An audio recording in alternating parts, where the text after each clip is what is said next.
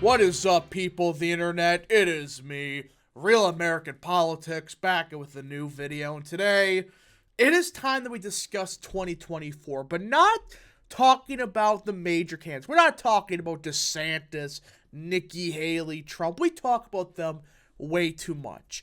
It is time that we discuss the B tier candidates, or even C tier candidates. That's how deep we're going. And we're going to be looking at these other candidates that they're not the big names like Trump, DeSantis, or Haley. They're people like Vivek Ramaswamy, Perry Johnson, Steve Lafferty, etc. And we're going to be taking a look at who they are. Do they actually have a chance at getting like 5% of the vote? Or are they potentially preparing a runs in their respective states for Senate, for example? Well, I think it's time we discuss that today. Now, before we continue with today's video, I hope you enjoy these type of videos. If you do, smash the like button down below, subscribe, share with your friends, hit that little bell, follow the Twitter accounts in the description down below. Again, go follow Real American Politics and join the channel today. Guys, just for $3 a month, you could join Real American Politics, which is a phenomenal deal as it helps support the daily content we all know and love. You love the daily content? Well, this is the best way to support it. So I hope and recommend you join today. Alright everybody, let's get in today's video. So, we're not going to be talking about Haley, Trump, or whatever, because we quite frankly know where they stand on the issues, and it's time we give the B tier candidates their time to shine. Now, as you can see, Vivek Ramaswamy is considered a major candidate, but it is true, but he's not getting the, not yet at least, getting the media attention like Trump or DeSantis. And, well, he's a fascinating guy to look at. So we're going to be taking a look at Ramaswamy, Perry Johnson, Steve Lafferty, and Corey Stapleton. So let's start with the bigger name, Ramaswamy. Now, this guy, I personally think he should run for the Senate seat in 2024. Now, he is one of those candidates that remind me a lot of Andrew Yang a little bit, all right? He's kind of the new type of Republican, a different type of Republican, He is younger than most of the competition. Now, he doesn't have a specific plan like Yang. There is one candidate that has a plan that reminds me a lot of Yang, but Ramaswamy, his focus really is on affirmative action, freedom of speech, and the federal government. That's kind of his main platform, government reform.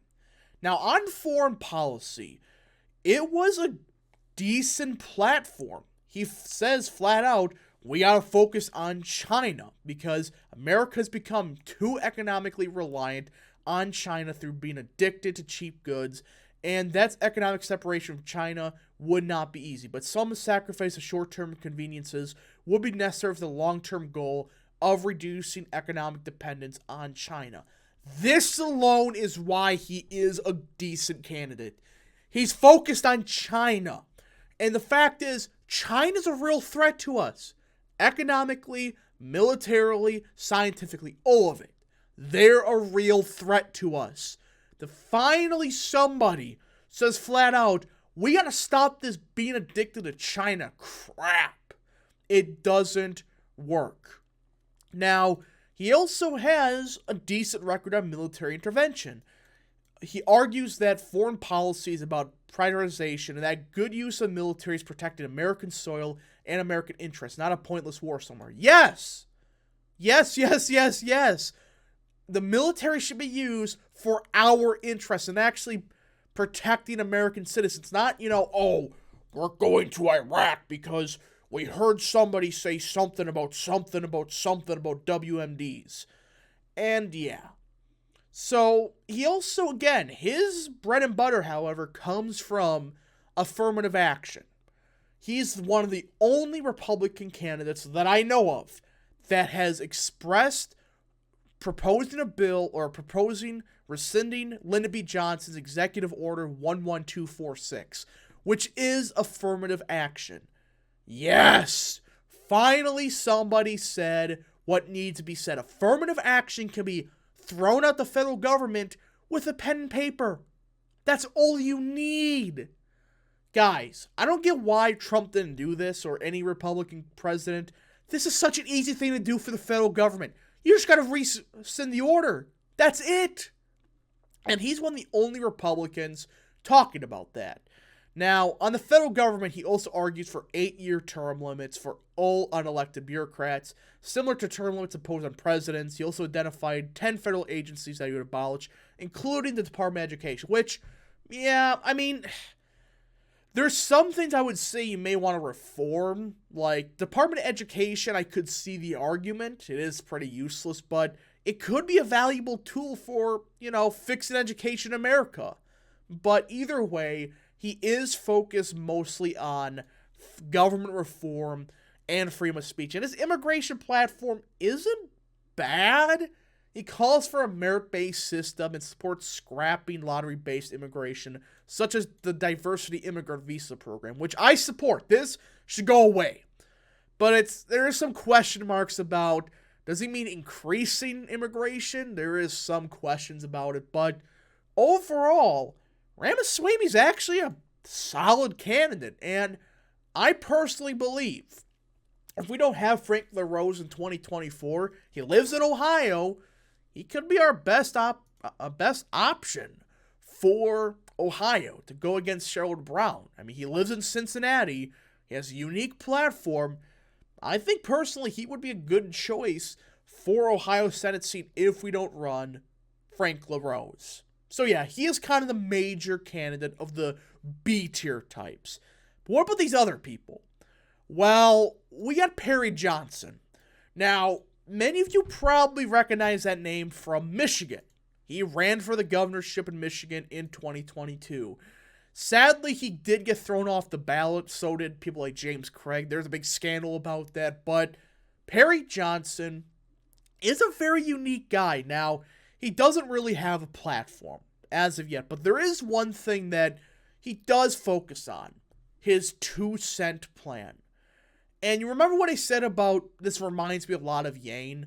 Well, this is a unique policy that I have not seen any Republican propose. Just like Andrew Yang, he was the only one that proposed the UBI. Now, Yang's UBI program has faults in it, but Perry Johnson's 2-cents plan actually isn't that bad. It really is. What it is a 2% cut in government spending over like 10 years. So every year, just cut government spending by 2%.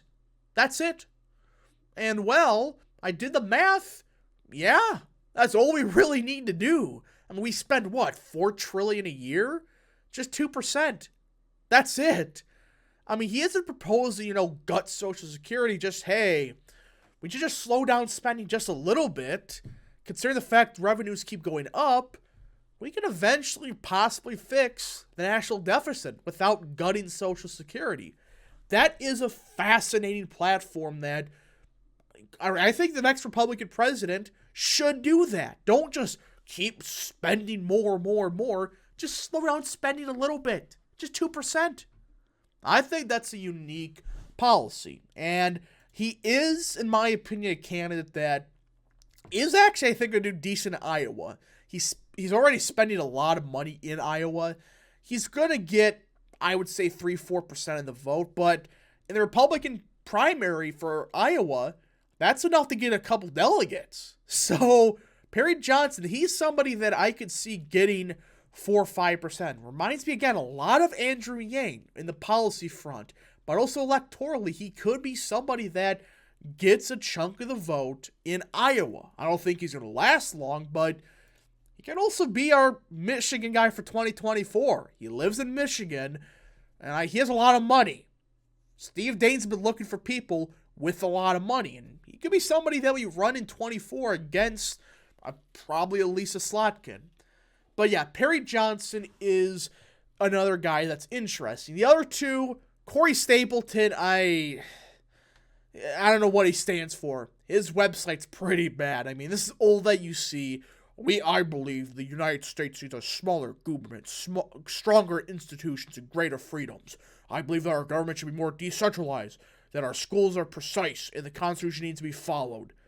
Yeah, that's his platform in a nutshell. I personally think he's grifting. I think that the former Secretary of State of Montana, he's just setting up a run for the Senate. There's really not much to be said here. I mean, look at this website. It just looks bizarre. So yeah, that's kind of the other candidate. There is one more. Steve Lafferty, he is a former mayor of Cranston, Rhode Island. And, I mean, his issues page aren't bad. I mean, it's really not that bad at all. I mean, he focuses on Common Core being crap, which is true. But it's just, it's very generic. There's really nothing special about it. And there is some cringe to it. If you read through it, there's some cringe to it. I'm not going to really look at it because it's not the most interesting thing in the world.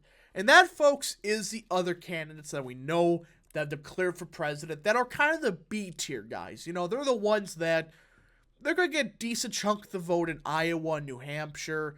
That's about it. All right. Now, Rama Swami could be somebody that surges to a higher chunk of the vote, but we just got to see what happens. Anyways, folks, thank you so much for watching. If you did enjoy this video, smash the like button down below, subscribe, share with your friends, hit that little bell, follow the Twitter account in the description down below, and join the channel today. Thank you so much. Godspeed to all of you.